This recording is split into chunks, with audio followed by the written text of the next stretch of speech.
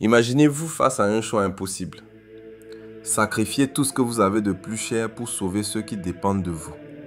Votre foyer, votre sécurité, même votre propre enfant. Que feriez-vous?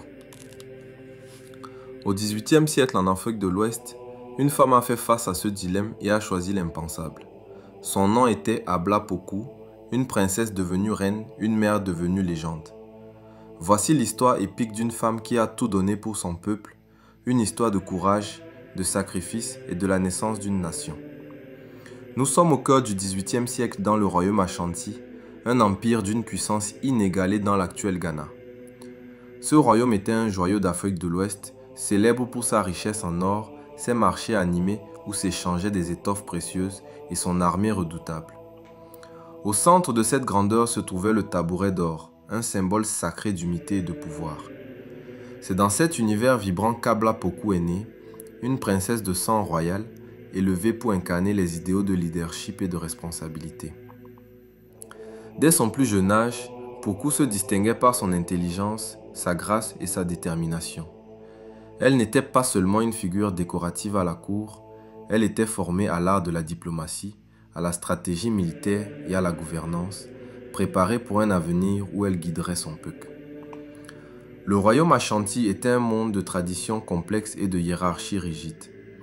Les femmes de la royauté comme Poku jouaient un rôle crucial non seulement comme mère et épouse, mais aussi comme conseillère et médiatrice. Poku grandit entourée de conseillers sages, de prêtres spirituels et de guerriers aguerris. Elle apprit à naviguer dans les intrigues politiques et à comprendre les subtilités des alliances tribales. Mais sous cette façade de prospérité, des tensions couvaient. Le royaume, malgré sa puissance, était vulnérable aux rivalités internes. Les luttes pour le trône étaient fréquentes et les factions au sein de la cour royale complotaient pour consolider leur pouvoir. Ces rivalités allaient bientôt plonger Poku dans une crise qui changerait le cours de sa vie. À la mort de son oncle le roi, une lutte brutale pour la succession éclata. Le royaume Ashanti, autrefois uni, se fractura sous le poids des ambitions et des trahisons. Poku, loyal à sa faction, se retrouva au cœur d'un conflit mortel. Ses ennemis, déterminés à éliminer toute opposition, menaçaient sa vie et celle de ses partisans. Continuer à vivre dans l'ombre de la peur n'était pas une option. Poku comprit que rester signifiait la mort, non seulement pour elle, mais pour tous ceux qui lui étaient fidèles. Elle prit alors une décision déchirante, quitter le royaume Ashanti, abandonner sa vie de princesse et partir en exil pour offrir à son peuple une chance de survie. Ce fut le début d'un voyage épique, un exode qui mettrait à l'épreuve la force et la résilience de Poku et de ses partisans.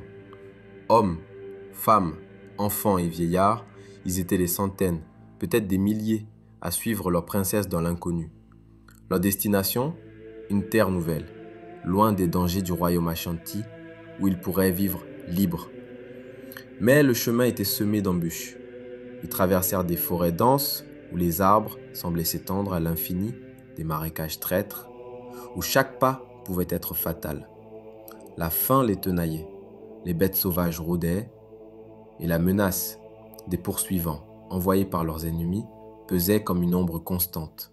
Pourtant, au milieu de ces épreuves, Poku se tenait droite, un phare de courage pour son peuple. Elle marchait parmi eux, partageant leurs peines, écoutant leurs craintes et leur insufflant l'espoir d'un avenir meilleur. Poku n'était pas seulement une guide physique, elle était une force spirituelle. Les récits oraux décrivent une femme charismatique, capable de rallier les cœurs par ses paroles et sa présence. Elle connaissait les chansons et les proverbes de son peuple, et elle les utilisait pour renforcer leur unité. À chaque étape du voyage, elle rappelait à ses partisans qu'ils n'étaient pas des fuyards, mais des pionniers, en quête d'un nouveau commencement.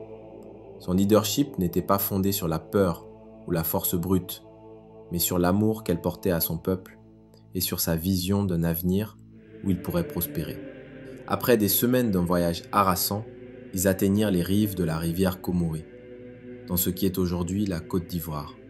Mais leur chemin s'arrêta net. Les eaux de la rivière, gonflées par les pluies, étaient un mur infranchissable, un torrent furieux qui semblait défier leur volonté.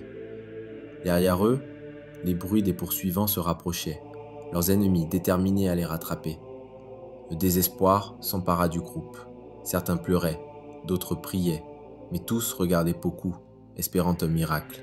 Selon la légende, les esprits de la rivière, gardiens anciens de ces terres, parlèrent alors.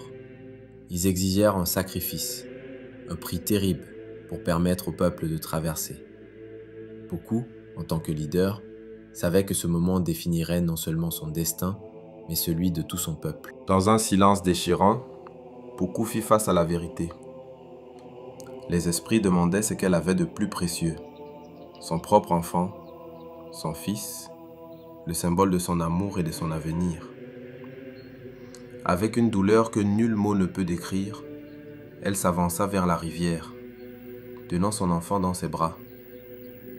Les récits disent qu'elle prononça les mots « Baouli », signifiant « l'enfant est mort », offrant son fils aux eaux tumultueuses.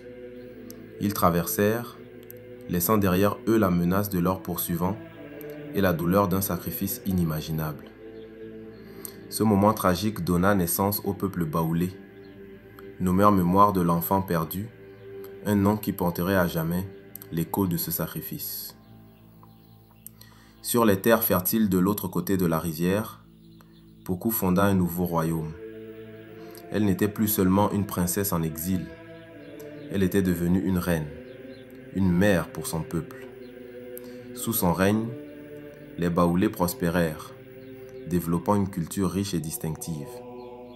Leurs masques sculptés, leurs danses rythmées par les tambours et leurs récits oraux devinrent des piliers de leur identité. Poku instaura des traditions qui mêlaient les héritages Ashanti à de nouvelles pratiques adaptées à leur environnement. Elle enseigna à son peuple l'importance de l'unité, de la résilience et du respect des forces spirituelles qui guidaient leur monde. Son royaume devint un refuge, un lieu où les valeurs de communauté et de courage prévalaient. L'héritage d'Abla Poku ne s'est pas éteint avec elle. Aujourd'hui, les Baoulés sont l'un des plus grands groupes ethniques de Côte d'Ivoire, représentant une part essentielle de l'identité culturelle du pays. Leur festival, vibrant de couleurs et de musique, célèbre encore les histoires de leurs fondatrices. Les masques baoulés, connus dans le monde entier pour leur beauté et leur symbolisme, racontent des récits de force et de sacrifice. Les conteurs, gardiens de la tradition orale, perpétuent la légende de Poku, veillant à ce que son nom ne soit jamais oublié. Elle est plus qu'une figure historique. Elle est un symbole, une source d'inspiration pour les générations qui honorent son courage. L'histoire d'Abla Poku nous parle à tous, peu importe d'où nous venons. Elle nous rappelle que le véritable leadership n'est pas une question de pouvoir, de gloire, mais de sacrifice et de dévouement. Poku a renoncé à tout, sa vie de princesse, son foyer, son enfant, pour offrir à son peuple une chance de vivre libre. Son histoire nous pousse à réfléchir. Que sommes-nous prêts à donner pour ceux que nous aimons? Quels sacrifices ferions-nous pour bâtir un avenir meilleur? Abla Poku n'était pas seulement une reine, elle était une visionnaire, une femme dont l'héritage continue d'illuminer le chemin de ceux qui cherchent à faire une différence. Alors, prenez un moment pour réfléchir. Que signifie le sacrifice pour vous? Comment l'histoire de Poku vous inspire-t-elle à agir dans votre propre vie? Partagez vos pensées dans les commentaires, abonnez-vous pour plonger dans d'autres récits fascinants de l'histoire africaine. Et rejoignez-nous pour célébrer les héros et héroïnes qui ont façonné notre monde. L'histoire d'Abla Poku n'est pas seulement celle d'un peuple, c'est une invitation à découvrir la force qui réside en chacun de nous.